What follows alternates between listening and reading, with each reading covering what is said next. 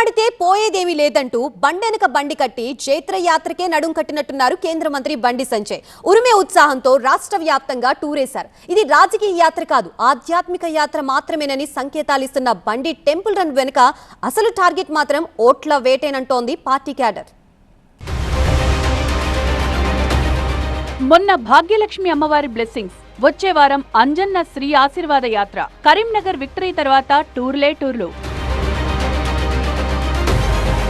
Bandi Sanjay non stop యాత్ర special. Temple run వెనుక secret ఏంటి చెప్పమా? అన్ని జెండాలు పక్క పెడదాం. ఇలా హిందూ ధర్మ పరిరక్షణ కోసం ఇలా కాశ్యాప్ జెండాను పట్టుకుని ముందుకు రావాల్సిన అవసరం. ఎట్టి పరిస్థితుల్లోనూ హిందుత్వ కార్డును మాత్రం మిస్ అవ్వకూడదని గట్టిగా అనుకుంటున్నారు కేంద్ర మంత్రి బండి సంజయ్. ఉత్తర తెలంగాణలోని కీలకమైన కరీంనగర్ కార్పొరేషన్ లో పాగా వేసి అదే జోష్తో స్టేట్ వైడ్ దండయాత్రకు దిగేశారు BJP fire brand leader Bandi Sanjay. Karimnagar లో మేయర్ కుర్చీని క్యాప్చర్ చేయగానే పార్టీ కార్పొరేటర్ల దండును వెంట పెట్టుకుని చలో భాగ్యనగర్ అన్నారు. పాత బస్తీలో భాగ్యలక్ష్మి టెంపుల్లో ప్రత్యేక పూజలు చేసి అమ్మవారి దీవెనలు తీసుకున్నారు. చార్మినార్ సాక్షిగా పొలిటికల్ తీన్మార్ షురూ చేశారు. బండి అసలు లక్ష్యం హైదరాబాద్ గ్రేటర్ ఎన్నికలే అని పార్టీ లోపల వెలుపల టాక్ నడిచింది.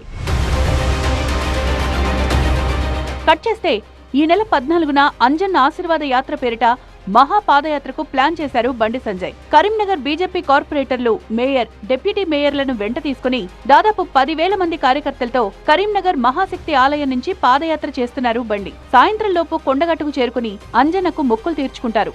మహాపాదయాత్ర ఏర్పాట్ల కోసం గంగిడి మనోహర్ రెడ్డి నేతృత్వంలో ఓ కమిటీ కూడా ఏర్పాటైంది. నెక్స్ట్ టార్గెట్ గ్రేటర్ ఎన్నికలే కనుక ఆ దిశగా బీజేపీ తరపున బండి సంజయ్ చెమటోడుస్తున్నారా? కరీంనగర్ ఫార్ములాని అప్లై చేసి గ్రేటర్ లో కూడా సానుకూల ఫలితం రాబడతానని పార్టీ పెద్దల దగ్గర మాట తీసుకున్నారా?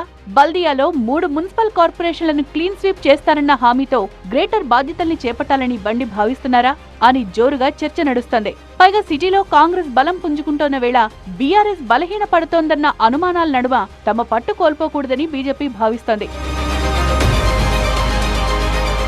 అభ్యర్థుల ఎంపిక, ప్రచారం, పోల్ మేనేజ్మెంట్, కార్నర్ మీటింగ్స్ తో హోల్ అండ్ సోల్ తానే బాధ్యత తీసుకుని సాధారణ ఎన్నికలంతా హడావిడి చేసిన బండి సంజయ్ కరీంనగర్ మేయర్ సీటును పార్టీ ఖాతాలో వేయగలిగారు. మున్సిపల్ ఎన్నికల ముందు జరిగిన సర్పంచ్ ఎన్నికల్లో కూడా కరీంనగర్ పార్లమెంటు పరిధిలో ఆశించినన్ని విజయాలు సాధించింది బీజేపీ.